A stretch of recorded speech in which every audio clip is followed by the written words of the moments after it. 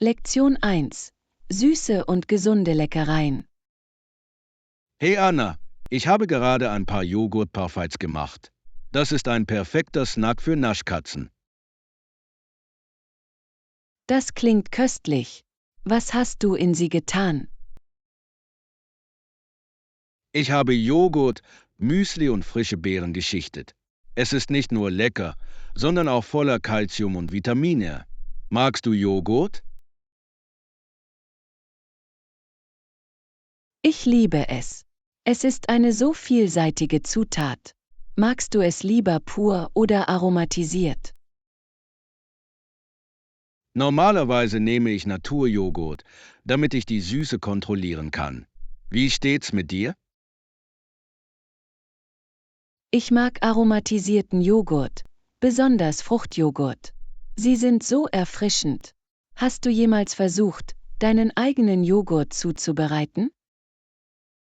Noch nicht, aber ich habe gehört, dass es Spaß macht. Hast du es schon einmal gemacht? Ja, es ist überraschend einfach. Nur Milch und ein bisschen Joghurt als Vorspeise. Wie genießt du Joghurt am liebsten? Ich liebe es, Honig und Nüsse für zusätzlichen Geschmack hinzuzufügen. Was ist dein Lieblingstopping? Ich genieße es, eine Prise Zimt und geschnittene Bananen hinzuzufügen. Es ist eine großartige Kombination.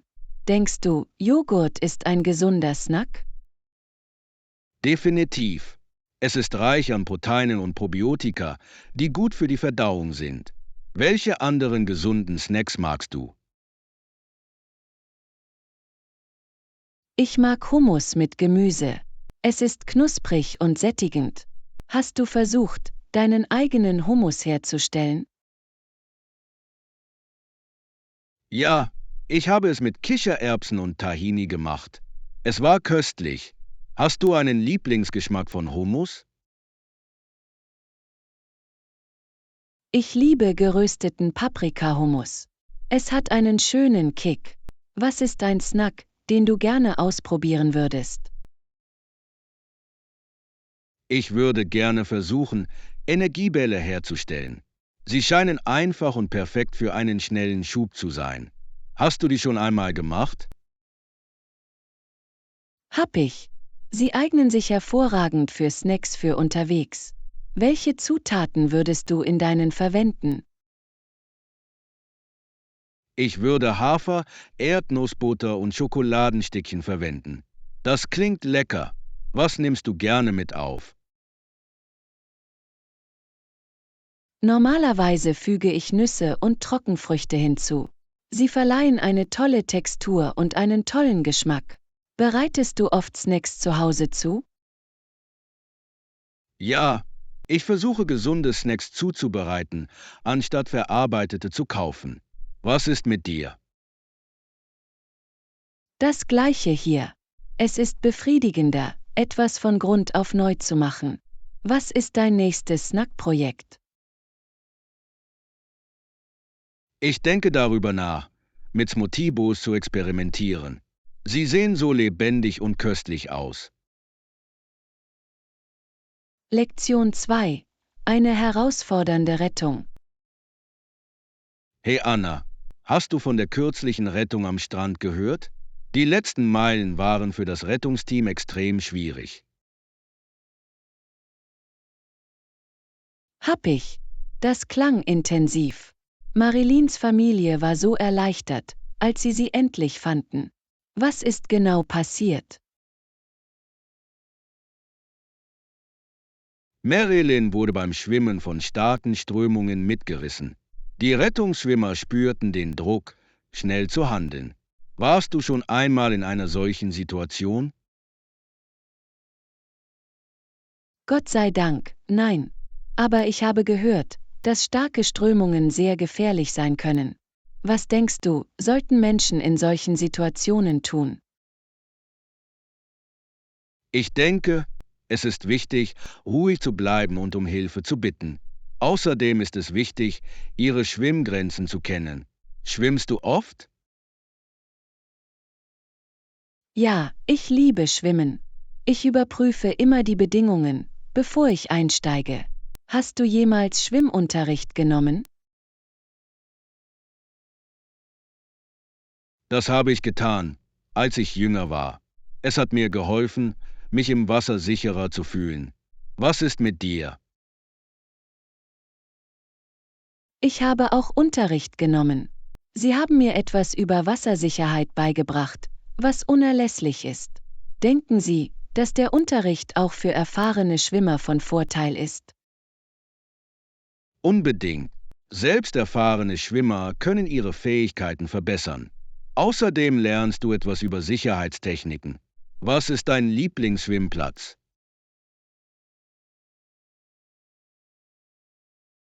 Ich liebe den örtlichen See.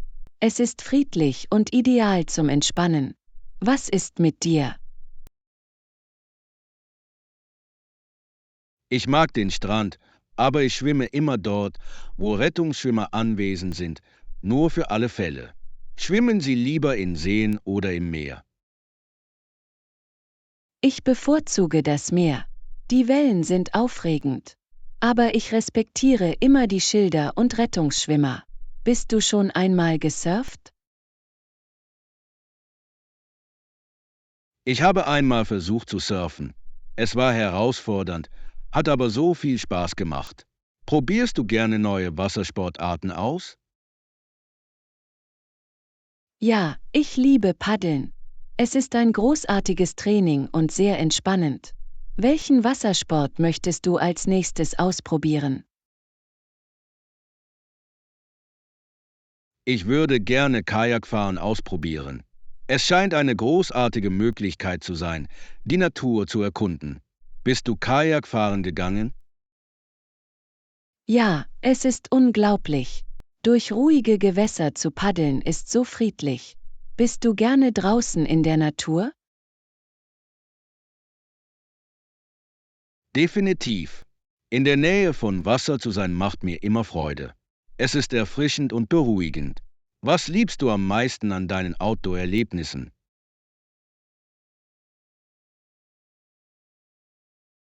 Lektion 3. Intelligente Investitionen. Hey Anna, ich habe darüber nachgedacht, ein paar Investitionen zu tätigen. Was denkst du, ist ein guter Startinvestitionsbetrag? Das ist eine tolle Idee. Es hängt wirklich von Ihrer finanziellen Situation ab. Aber es kann effektiv sein, mit ein paar $100 zu beginnen. Welche Art von Investitionen erwägen Sie? Ich suche nach Indexfonds. Sie scheinen ein gutes Gleichgewicht zwischen Risiko und Rendite zu bieten. Haben Sie Erfahrung mit ihnen? Ja, Indexfonds sind eine kluge Wahl. Sie bilden einen Marktindex ab und haben in der Regel niedrigere Gebühren. Haben Sie einen Zeitplan für Ihre Investitionen festgelegt? Ich denke an einen langfristigen Ansatz, etwa 5 bis 10 Jahre. Für mich geht es mehr um Wachstum. Was empfiehlst du für einen Zeitplan? Langfristig ist definitiv der richtige Weg. Der Markt kann schwanken, aber normalerweise tendiert er im Laufe der Zeit nach oben. Könnten Sie auch eine Aufschlüsselung Ihrer Anlagestrategie geben? Sicher. Ich plane, aus Stabilitätsgründen 60% in Indexfonds, 30% in Anleihen und 10% in einzelne Aktien zu investieren. Wie klingt das? Das klingt ausgewogen. Diversifikation ist der Schlüssel zur Risikominderung. Für welche einzelnen Aktien interessieren Sie sich? Ich schaue mir einige Technologieunternehmen an. Sie haben viel Wachstumspotenzial. Verfolgen Sie bestimmte Sektoren? Ich interessiere mich für erneuerbare Energien. Es ist ein wachsender Bereich mit großartigen Zukunftsaussichten. Haben Sie darüber nachgedacht, in diesen Sektor zu investieren? Noch nicht, aber ich würde gerne mehr darüber erfahren. Welche Unternehmen oder Fonds empfehlen Sie? Ich schlage vor, nach Unternehmen zu suchen, die sich auf Solar- oder Windenergie konzentrieren. Es gibt auch ETFs, die sich auf saubere Energien spezialisiert haben. Haben Sie vor, Nachforschungen anzustellen? Ja, ich werde mich über Markttrends und Bewertungen informieren. Es ist wichtig, informiert zu sein. Haben Sie Tipps, um über Investitionen auf dem Laufenden zu bleiben? Es kann sehr hilfreich sein, Finanznachrichten, Podcasts und Online-Foren zu verfolgen. Erwägen Sie auch, Anlagegruppen für Diskussionen beizutreten. Was ist Ihre bevorzugte Lernmethode? Ich schaue mir gerne Lehrvideos an. Sie machen komplexe Themen verständlicher. Haben Sie eine bevorzugte Ressource, um etwas über Investitionen zu lernen? Ich lese gerne Bücher von erfahrenen Anlegern. Sie bieten wertvolle Einblicke und Strategien. Was ist Ihr Ziel mit Ihren Investitionen? Mein Ziel ist es, eine solide finanzielle Zukunft aufzubauen und möglicherweise vorzeitig in Rente zu gehen. Was ist mit dir? Lektion 4. Historische Perspektiven. Hey Anna, wusstest du, dass sich viele Amerikaner nach dem Angriff auf Pearl Harbor rächen wollten? Ja, es ist ein bedeutender Moment in der Geschichte. Die Emotionen waren intensiv und die US-Regierung gab rund 6 Milliarden Dollar für die Kriegsanstrengungen aus. Wie hat das Ihrer Meinung nach die öffentliche Stimmung beeinflusst? Es hat definitiv ein Gefühl von Dringlichkeit und Patriotismus geschürt. Die Menschen versammelten sich, um die Truppen zu unterstützen. Denken Sie, dass diese Art von Einheit in Krisenzeiten üblich ist? Ich glaube schon. Krisen bringen Menschen oft zusammen, können aber auch zu Spaltungen führen.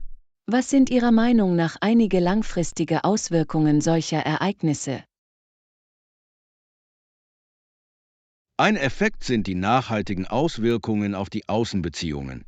Die USA engagierten sich nach dem Zweiten Weltkrieg stärker in globale Angelegenheiten. Wie hat dies Ihrer Meinung nach die moderne internationale Politik geprägt? Es schuf eine starke militärische Präsenz auf der ganzen Welt und führte zu Allianzen wie der NATO.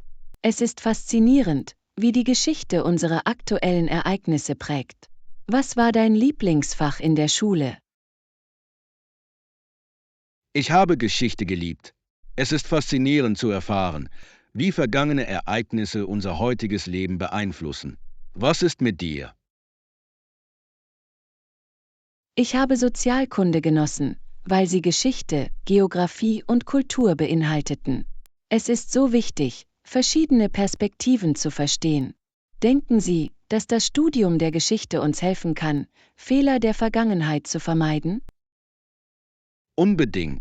Das Lernen über vergangene Konflikte kann zukünftigen Generationen wertvolle Lektionen bieten.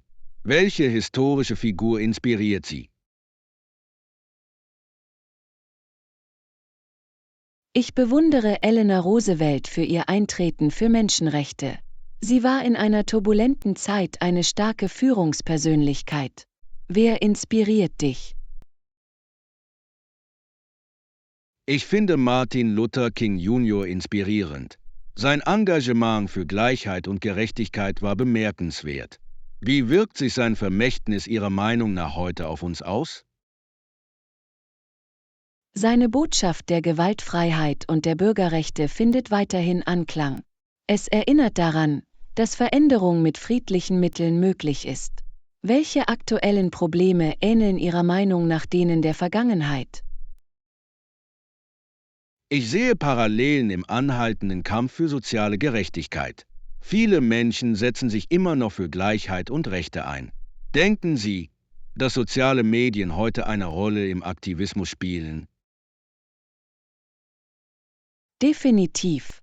Es ermöglicht eine schnelle Kommunikation und Mobilisierung und trägt dazu bei, das Bewusstsein für wichtige Themen zu schärfen. Welche Trends hast du in letzter Zeit im Aktivismus bemerkt? Ich habe einen Anstieg des Jugendaktivismus festgestellt. Junge Menschen sind leidenschaftlich und entschlossen, etwas zu bewegen. Es ist inspirierend. Lektion 5. Einkaufserlebnisse. Hey Anna, ich bin gestern einkaufen gegangen. Wie steht's mit dir? Ich muss eigentlich auch ein paar neue Klamotten kaufen. Was hast du am Ende bekommen? Ich habe ein paar Hemden und ein paar bequeme Jeans gefunden. Es war eine erfolgreiche Reise. Haben Sie einen bestimmten Stil, nach dem Sie suchen? Ich denke darüber nach, mir ein paar lässige Outfits für den Sommer zu besorgen. Leichte Stoffe sind ein Muss. Was ist mit dir? Ich versuche meiner Garderobe mehr Farben hinzuzufügen. Die meisten meiner Klamotten sind neutral. Bevorzugst du helle Farben oder Erdtöne? Ich liebe leuchtende Farben. Sie heben immer meine Stimmung. Hast du eine Lieblingsfarbe, die du gerne trägst? Ich neige dazu, viel Blau zu tragen. Es ist beruhigend und passt zu allem. Shoppen Sie gerne in Geschäften oder online. Ich kaufe lieber in Geschäften ein. Ich probiere gerne Dinge an, um zu sehen, wie sie passen. Wie steht's mit dir?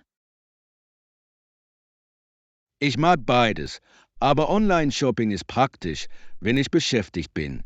Haben Sie jemals etwas online gekauft, das nicht passte? Ja, das ist mir passiert. Es ist enttäuschend, aber Rücksendungen sind normalerweise einfach. Was ist Ihre Strategie, um gute Angebote zu finden? Ich suche immer nach Verkäufen und verwende Rabattcodes. Es ist erstaunlich, wie viel Sie sparen können. Hast du irgendwelche Lieblingsläden? Ich liebe Second-Hand-Läden. Sie können Unikate zu günstigen Preisen finden. Hast du schon einmal bei einem eingekauft? Hab ich. Das ist wie eine Schatzsuche. Man weiß nie, was man finden könnte. Was ist dein bester Secondhand-Ladenfund? Ich habe einmal eine Vintage-Jacke gefunden, die ich immer noch trage. Es ist so stylisch. Was ist dein Lieblingskleidungsstück? Ich habe einen kuscheligen Hoodie, den ich die ganze Zeit trage. Es ist perfekt zum Faulenzen oder Besorgen. Hast du ein Lieblingsoutfit? Mein Lieblingsoutfit ist ein Sommerkleid und Sandalen. Es ist bequem und perfekt für warme Tage. Was denkst du über Modetrends? Ich finde, Trends können Spaß machen, aber es ist wichtig, das zu tragen, was einem ein gutes Gefühl gibt. Wie entscheidest du, was du verfolgen möchtest? Ich suche nach Trends, die zu meinem persönlichen Stil passen. Es dreht sich alles um Balance. Planst du, deine Garderobe bald auf den neuesten Stand zu bringen? Ja, ich hoffe, ein paar vielseitigere Teile zu finden, die ich kombinieren kann. Lektion 6. Techniken zur Stressbewältigung. Hey Anna, ich hatte in letzter Zeit mit Stress zu kämpfen. Es fühlt sich manchmal überwältigend an. Ich verstehe, John. Stress kann schwer zu bewältigen sein. Wie gehst du normalerweise damit um? Ich versuche Sport zu treiben, aber ich lasse ihn oft aus, wenn ich beschäftigt bin. Was ist mit dir? Ich praktiziere Achtsamkeit und Meditation. Es hilft mir wirklich, auf dem Boden zu bleiben. Hast du schon einmal Meditation versucht? Ich habe gehört, dass es nützlich ist, aber ich habe es nie wirklich praktiziert. Wie fängt man an? Es ist ganz einfach. Suchen Sie sich einfach einen ruhigen Ort, konzentrieren Sie sich auf Ihren Atem und lassen Sie Ihre Gedanken fließen, ohne zu urteilen. Glaubst du, du würdest es versuchen? Das könnte ich. Das klingt entspannend. Welche andere Methoden verwenden Sie, um mit Stress umzugehen? Ich schreibe auch gerne Tagebücher. Das Aufschreiben meiner Gedanken hilft mir, meine Gefühle zu verarbeiten. Hast du jemals darüber nachgedacht, ein Tagebuch zu führen? Habe ich nicht, aber es klingt nach einer guten Idee. Hast du irgendwelche Tipps für den Einstieg? Schreiben Sie einfach frei, ohne sich Gedanken über die Grammatik machen zu müssen. Es geht darum, dich auszudrücken. Welche Aktivitäten helfen dir, dich zu entspannen? Ich höre gerne Musik. Es kann wirklich meine Stimmung verändern. Hast du ein Lieblingsgenre? Ich liebe akustische und klassische Musik zur Entspannung. Es ist beruhigend. Wie sieht deine Lieblingsplaylist aus? Ich mag eine Mischung aus optimistischen und beruhigenden Liedern. Es hält mich voller Energie und ist trotzdem entspannt. Hast du Yoga ausprobiert? Ja, ich finde es großartig für Körper und Geist. Es hilft, Verspannungen abzubauen. Denkst du, du wärst daran interessiert, einen Kurs auszuprobieren? Ich überlege es mir. Ich habe gehört, dass es auch gut für Flexibilität ist. Welches Erfahrungsniveau ist Ihrer Meinung nach am besten für Anfänger geeignet? Ein Anfängerkurs ist perfekt. Sie konzentrieren sich auf grundlegende Posen und Atemtechniken. Auf welche anderen Aktivitäten zum Stressabbau sind Sie neugierig? Ich bin daran interessiert, etwas über Aromatherapie zu lernen. Ich habe gehört, dass ätherische Öle beruhigend sein können. Hast du sie benutzt? Ja, ich verwende sehr gerne Lavendelöl. Es ist sehr entspannend. Welche Düfte findest du ansprechend? Ich mag Zitrusdifte. Sie fühlen sich erfrischend und erhebend an. Denken Sie, dass die Kombination verschiedener Techniken effektiv sein kann? Unbedingt. Jeder ist anders, also ist es toll herauszufinden, was für dich am besten funktioniert. Was ist Ihr Plan, um in Zukunft mit Stress umzugehen? Ich werde mich auf jeden Fall mit Meditation beschäftigen und vielleicht mit dem Tagebuchschreiben beginnen. Es ist Zeit, meinem Wohlbefinden Priorität einzuräumen. Lektion 7. Flugabenteuer. Hey Anna, ich habe gerade eine spannende Geschichte über eine Pilotin namens Tassa gelesen. Sie quiekste vor Freude, als sie das Flugzeug erfolgreich nivellierte. Das klingt aufregend. Das muss ein ziemlicher Moment für sie gewesen sein. Wie hat sie es geschafft, danach ruhig zu bleiben? Nachdem sie das Flugzeug nivelliert hatte, flog sie von da an reibungslos. Es ist beeindruckend, wie Piloten mit stressigen Situationen umgehen. Warst du schon einmal auf einem turbulenten Flug? Ja, habe ich. Es kann nervenaufreibend sein, aber ich vertraue den Piloten. Was macht Ihrer Meinung nach einen guten Piloten aus? Ich glaube, dass es wichtig ist, unter Druck ruhig zu bleiben. Sie müssen schnelle Entscheidungen treffen. Welche Eigenschaften bewunderst du an einem Piloten?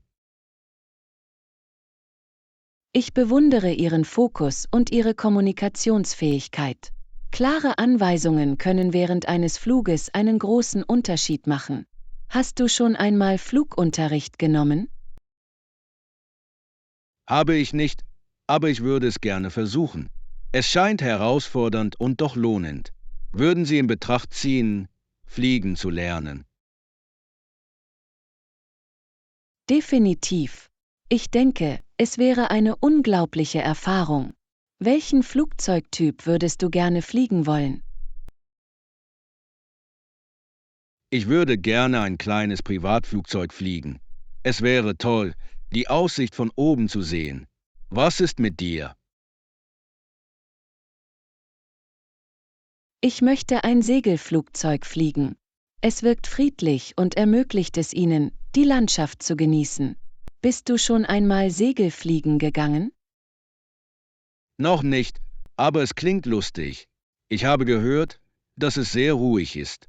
Denken Sie, Fliegen kann ein guter Stressabbau sein? Unbedingt. Am Himmel zu sein und von allem weg zu sein, muss befreiend sein. Was gefällt dir am Fliegen am meisten? Ich liebe die Aussicht. Landschaften von oben zu sehen ist atemberaubend. Hast du während des Fluges Fotos aufgenommen? Ja, ich habe auf meinem letzten Flug einige wunderschöne Aufnahmen gemacht. Die Wolken sahen aus wie Zuckerwatte. Was ist deine liebste Flugerinnerung? Ich erinnere mich an meinen ersten Flug. Die Aufregung war unvergesslich. Haben Sie ein unvergessliches Erlebnis in der Luft? Mein erster Flug war auch etwas Besonderes. Ich war erstaunt, wie klein alles von oben aussah. Möchten Sie mit dem Flugzeug an neue Orte reisen? Definitiv. Neue Ziele zu erkunden ist immer aufregend. Was ist dein Traumreiseziel?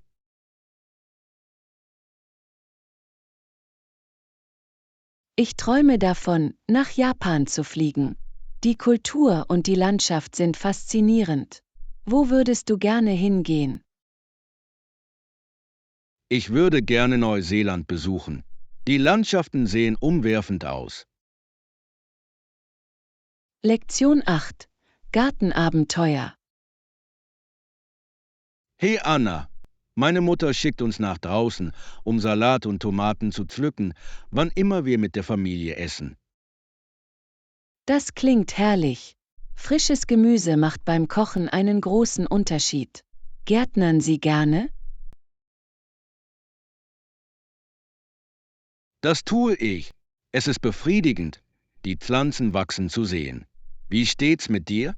Hast du schon einmal versucht, im Garten zu arbeiten? Ja, ich habe einen kleinen Kräutergarten. Es ist wunderbar, frisches Basilikum und Minze zum Kochen zu haben. Was baust du normalerweise an? Wir bauen hauptsächlich Gemüse wie Gurken und Paprika an. Es macht Spaß, mit verschiedenen Pflanzen zu experimentieren. Welches Kraut verwendest du am liebsten? Ich liebe es, Koriander zu verwenden. Es verleiht vielen Gerichten einen frischen Geschmack. Hast du ein Lieblingsgemüse? Ich mag Tomaten sehr, besonders wenn sie selbst angebaut werden. Sie schmecken so viel besser. Wie verwendest du deine Kräuter am liebsten? Ich füge sie oft zu Salaten hinzu oder verwende sie in Dressings. Frische Kräuter verbessern den Geschmack. Hast du ein spezielles Rezept, das dir gefällt? Ich mache gerne Salsa mit frischen Tomaten und Koriander. Es ist ein Hit bei Familienfeiern. Was ist dein Lieblingsgericht mit Kräutern? Ich liebe es, Pesto mit Basilikum zu machen. Es schmeckt köstlich auf Pasta oder als Brotaufstrich. Hast du schon einmal deine eigenen Saucen gemacht? Ja, ich habe Marinara-Sauce mit unseren Tomaten von Grund auf neu zubereitet. Es war ein lustiges Projekt. Kochen Sie gerne mit Ihren Gartenprodukten? Unbedingt. Es fühlt sich toll an, Zutaten zu verwenden, die ich selbst angebaut habe. Welche anderen Gartenprojekte ziehen Sie in Betracht? Ich denke darüber nach, als nächstes einen Obstgarten anzulegen. Erdbeeren und Blaubeeren klingen aufregend. Hast du schon einmal Obst angebaut? Hab ich. Ich habe mal Erdbeeren angebaut und sie waren so süß. Glaubst du, du wirst versuchen, sie anzubauen? Definitiv. Ich liebe Erdbeeren. Welche Tipps hast du für einen Gärtneranfänger?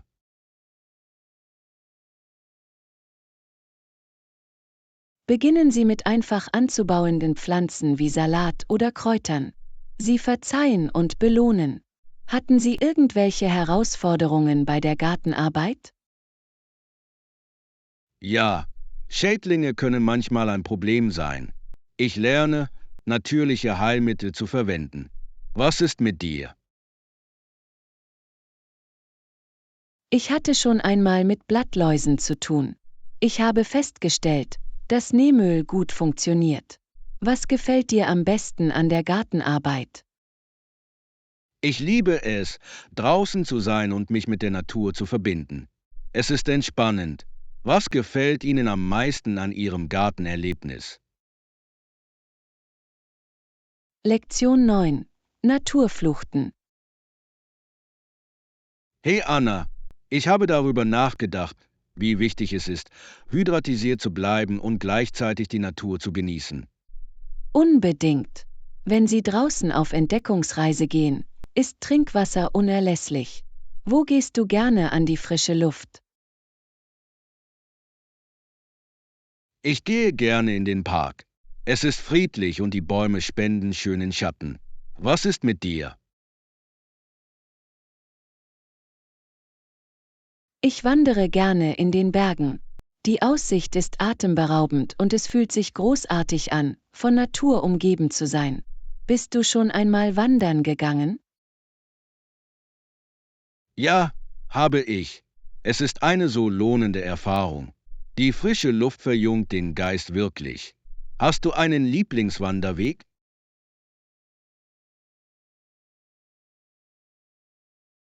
Das tue ich.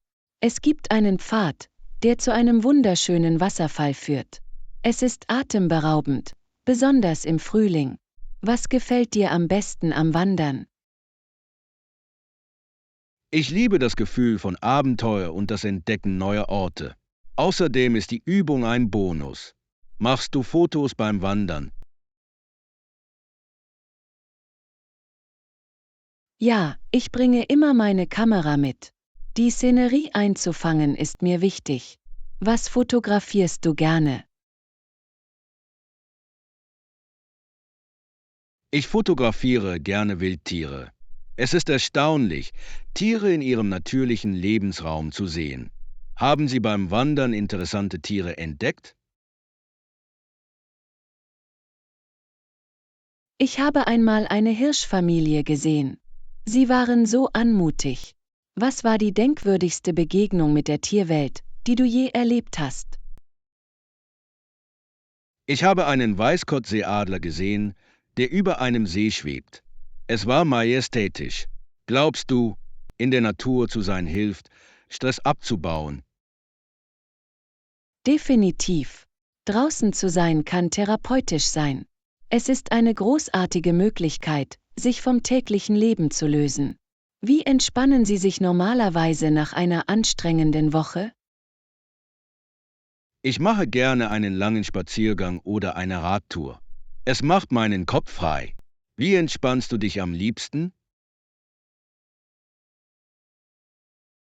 Ich liebe es, Yoga im Freien zu praktizieren. Es verbindet Bewegung mit der Schönheit der Natur. Hast du schon einmal Yoga ausprobiert? Ich habe ein paar Kurse gemacht. Es ist beruhigend, besonders in einer ruhigen Umgebung. Würden Sie Yogaspots im Freien empfehlen?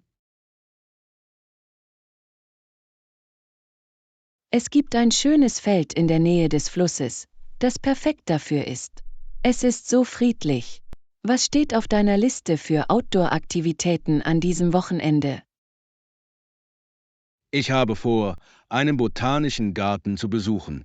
Es wird schön sein, frische Luft zu atmen und die Blumen zu genießen. Hast du irgendwelche Pläne?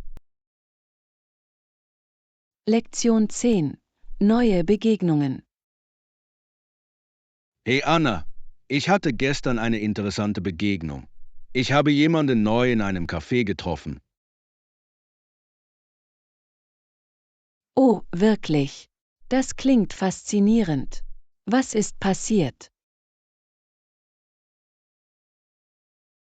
Ich ging auf ihn zu und sagte, Hallo, schön dich kennenzulernen. Wie heißt du?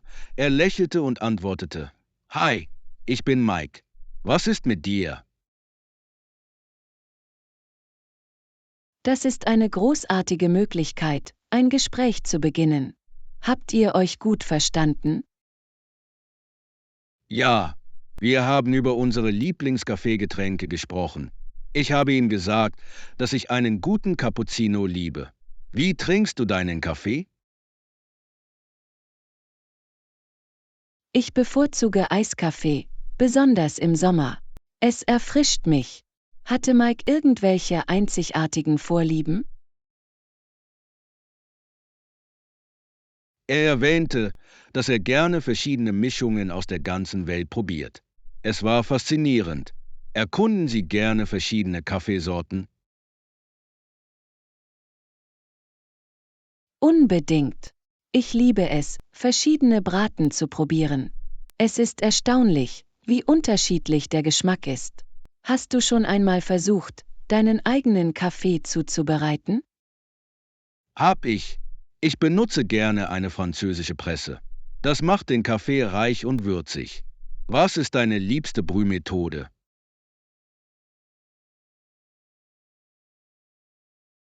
Ich liebe es, einen Übergießer zu verwenden. Es gibt mir die Kontrolle über den Brauprozess. Haben Sie ein beliebtes Kaffee? Ja, es gibt auch ein kleines Café, das exzellentes Gebäck serviert. Die Atmosphäre ist gemütlich. Wonach suchst du in einem Café? Ich bevorzuge Orte mit einer entspannten Atmosphäre und bequemen Sitzgelegenheiten. Es ist schön, Zeit mit Lesen oder Arbeiten zu verbringen. Wie steht's mit dir? Ich mag einen Ort mit freundlichen Baristas und guter Musik. Das macht die Erfahrung angenehm. Hast du interessante Leute in Cafés getroffen?